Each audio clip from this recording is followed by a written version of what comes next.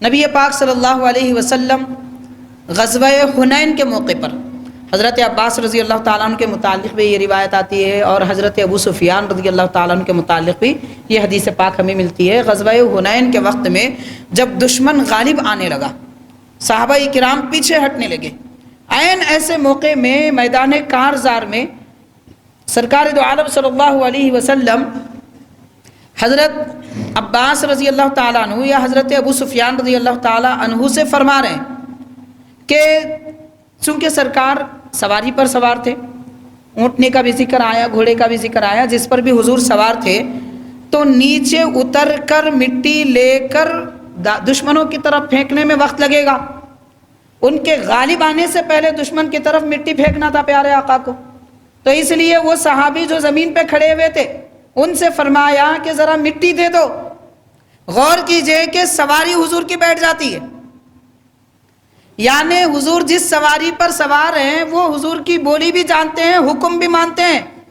اللہ کے نبی حکم تو صحابی کو دے رہے ہیں، لیکن جانور حیوان یہ بتا رہا ہے کہ اتنی دیر بھی نہ ہونے پائے، حضور میں بیٹھوں گی، آپ خود اٹھا لیجئے۔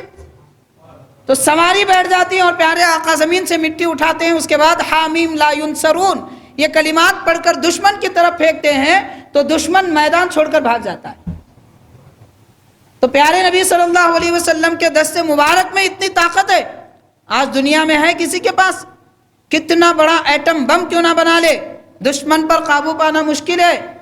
میزائل پہ میزائل پھینکتے رہے، دشمن پہ قابو نہیں پا سکتے، لیکن ہمارے آقا کی شان ایسی ہے، ایک مٹھی مٹی بھی اگر دشمن کی طرف پھینکتے ہیں تو سارا دشمن بھاگ جاتا ہے۔ ایسی بے مثال لاجواب اللہ تعالیٰ نے پیارے نبی کو بنایا، اور ہم سمجھ رہے ہیں ہمارے جیسے نبی تھے، ہمارے جیسے بشر تھے۔ نعوذ باللہ، استغفر اللہ۔ اللہ عقل دے ان ناسمجھوں کو، سمجھ دے اللہ تعالیٰ ان ناسمجھوں کو۔ کس منہ سے کہتے ہیں ہمارے جیسے؟ حاضرین، پیارے نبی صلی اللہ علیہ وسلم کے لعاب دہن میں خوشبو، حضور پاک صلی اللہ علیہ وسلم کے پسینے میں خوشبو۔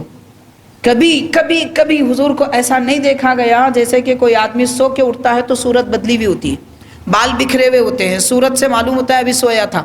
پیارے نبی آرام فرما کے اٹھتے تو بھی کبھی صورت میں ایسی تبدیلی نہیں آئی ہے، ہمیشہ حشاش بشاش نورانی چہرہ حضور کا ہوتا تھا۔ کہ کیسے ہمارے جیسے ہوئے؟ نبی پاک صلی اللہ علیہ وسلم کا سایہ زمین پہ نہیں پڑتا تھا، کیسے ہمارے جیسے ہوئے؟ حضور پاک صلی اللہ علیہ وسلم جو دعا فرماتے فوراً قبول ہوتی، اور حضور حکم صحابی کو فرماتے تو جانور اطاعت کرتے، جیسا کہ ابھی آپ نے سنا۔ حکم جانور کو حضور نے نہیں دیا تھا، انسان کو عطا فرمایا تھا، مگر یہ حضور کی بولی بھی سمجھتا ہے اور موقع کی نزاکت بھی جانتا ہے۔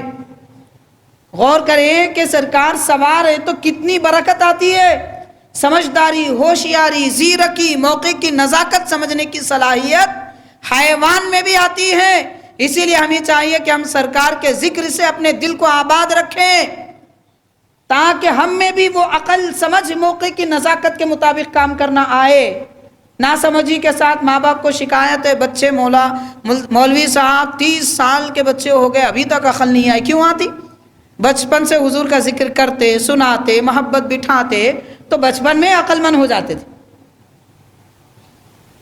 دنیا کے ہیروؤں کا ذکر کرتے، کرکٹ پلیئروں کا ذکر کرتے، اور دنیا میں کھیل کود کرنے والوں کو اپنی زندگی کا آئیڈیل بنا لیے۔ کیا بنیں گے؟ وہی بنیں گے جو وہ لوگ بنے ہوئے ہیں جن کی آپ پیروی کر رہے ہیں۔ اگر کسی کی پیروی کرنا ہے تو ایسی ذات پاک کی کریے کہ جس کی کوئی مثال نہیں ہے۔ دنیا میں ہر آدمی یہی چاہتا ہے نا کہ میں ایسا ڈاکٹر بنوں گا جیسے وہ فلاں ڈاکٹر ہے۔ حضور پاک صلی اللہ علیہ وسلم کی بندگی کا صدقہ لے کر خدا کا بندہ بنوں گا، حضور کی عبادت کا فیض لے کر عبادت گزار بنوں گا، یہ کیوں نہیں کہتے ہم؟ اور اپنے بچوں کے ذہن میں یہ بات کیوں نہیں ڈالتے؟ بچپن سے بچوں کے ذہن میں بیٹا تم ڈاکٹر بنو، تم انجینئر بنو، تم وکیل بنو، تم فلاں بنو، تم پائلٹ بنو، فلاں، بس زندگی اسی میں ختم ہو گئی۔ ہم نے اپنے بچوں کو ان کی زندگی اور آخرت کا مقصد کیا ہے یہ تک نہیں سمجھایا ہے، جبکہ مچھلی بھی اپنے بچے کو سکھاتی ہے کہ تیرا کام پانی میں تیرنا ہے۔ حیوان کو بھی پتا ہے بچوں کو کیا سکھانا ہے، انسان کو نہیں معلوم کیا سکھانا ہے۔ وجہ کیا ہے؟ وجہ یہی ہے کہ ہم غیروں کی پیروی کر رہے ہیں۔ پیارے آقا کی زندگی، آپ کی سیرت پاک کو ہم نے چھوڑ دیا، حاضرین کرام، حضور پاک صلی اللہ علیہ وسلم کی اطاعت و فرما برداری حیوان بھی ایسے کرتے ہیں